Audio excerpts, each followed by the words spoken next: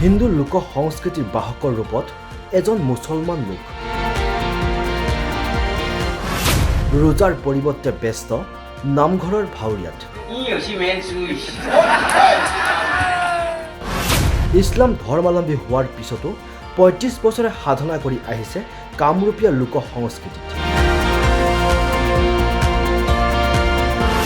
কৃষ্টি সংস্কৃতিয়ে যেন নামানে ধৰ্মীয় বাধা এনেদৰে এতিয়া অনন্য নিদৰ্শন দাঙি ধৰিছে মহম্মদ ভৈনুৰ আলীয়ে ভৈনুৰ আলীৰ এই ব্যতিক্ৰমী প্ৰয়াসৰ আঁৰত কি কেনেকৈ আহিবলগীয়া হ'ল কামৰূপীয়া ঢুলীয়াৰ ভাউৰীয়াৰ ৰূপলৈ ৩৫টা বছৰে হিন্দু লোক সংস্কৃতিৰ সাধনা কৰি আহিছে এগৰাকী মুছলমান সম্প্ৰদায়ৰ লোকে নাম মহম্মদ ভৈনুৰ আলী পবিত্ৰ ৰমজান মাহত ৰোজাৰ পৰিৱৰ্তে তেওঁক দেখিবলৈ পোৱা গৈছে কামৰূপীয়া ঢুলীয়া সংস্কৃতিৰ প্ৰদৰ্শনত জানিব পৰা অনুসৰি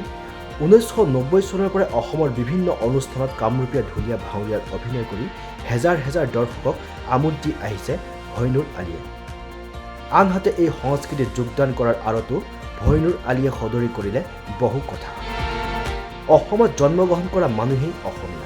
প্ৰতিগৰাকী মানুহৰ দেহত আছে অসমীয়াৰ তেজ আনহাতে প্ৰতিগৰাকী মানুহৰ দেহতে আছে কৃষ্টি সংস্কৃতি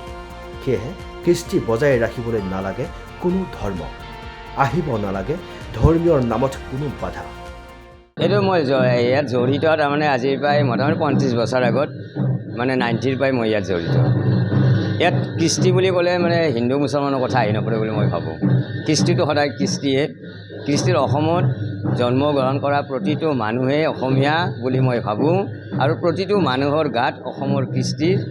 তেজ আছে প্ৰথমতে কৈছোঁ যে মই ধৰ্মৰ কোনো কথা নাই ইয়াত ৰজাৰ মাহ হৈ মোৰ ধৰ্মটো মোৰ তাত আছে কৃষ্টি আগফাল ধৰ্ম আগফাল কৰ্ম আগফাল মানুহৰ মই ভাবোঁ গতিকে মোৰ ধৰ্মটো ধৰ্মতে আছে কৃষ্টি চলিব লাগিব অনুষ্ঠানবিলাক চলিব লাগিব যি সময়ত হিন্দু মুছলমান সম্প্ৰদায়ৰ মাজত কেতবোৰ ধৰ্মীয় অসহিষ্ণুতা ভিত্তিক বিভিন্ন ঘাত প্ৰতিঘাতৰ সৃষ্টি হৈ আহিছে সেই সময়তে মহম্মদ ভৈনুৰ আলীয়ে বিভিন্ন ধৰ্মীয় অনুষ্ঠানত অংশগ্ৰহণ কৰি মন জয় কৰিবলৈ সক্ষম হৈছে দৰ্শকৰ তেওঁৰ হুহুতীয়া ভাওৰ যোগেদি আকৃষ্ট কৰিবলৈ সক্ষম হৈছে ভিন্নজনক উল্লেখ্য যে কামৰূপীয়া লোক সংস্কৃতিৰ ওপৰতো গুৰুত্বপূৰ্ণ মন্তব্য মহম্মদ ভৈনুৰ আলী এইটো ৰাজনৈতিক ধৰ্মীয়ভাৱে ৰাজনৈতিক কৰাসকলক মই কৈছোঁ যে আপোনালোকে আগে অসমখন বাছি লওক অসমৰ কৃষ্টি বাছি লওক তাৰপিছত আপোনালোকে ধৰ্ম বিভেদ কৰিব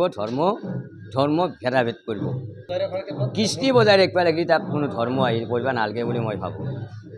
আৰু তেওঁলোকক ক'ম এইটোত কোনো ধৰণৰ বাধা বিঘ্নি আনিব নালাগে তেওঁলোক মই অনুৰোধ কৰি ক'ম তাৰমানে সেৱাজনে ক'ম তেওঁ থাকে গতিকে ইয়াক বচাই ৰাখিব লাগিলে ইয়াক চৰকাৰে সম্পূৰ্ণ সহযোগ কৰিব লাগিব চৰকাৰে ইয়াক ল'ব লাগিব মই চৰকাৰক অনুৰোধ জনাম নহ'লে ঢুলীয়াটো তাৰমানে অসমত আমাৰ নাথাকিব খুব সোনকালে ই নাইকিয়া হৈ যাব আমাৰ মাজৰ পৰা কাৰণ ইয়াৰ আৰ্থিক দিশ বহুত আছে নতুন প্ৰজন্ম নাই ইয়াত কাৰণ আমি এতিয়া যেনেকৈ ঢুলীয়া কৰিছোঁ মানে কৃষ্টি ৰাখিছোঁ এতিয়া আমাৰ পিছৰ প্ৰজন্মই আমাক দেখা পাই এইটো কৰিব নাহে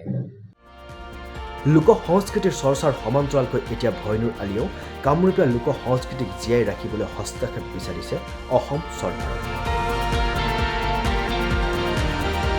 নলবাৰীৰ পৰা কালিন্দ কুমাৰ বৰ্মনৰ ৰিপৰ্ট নেশ্যন এনে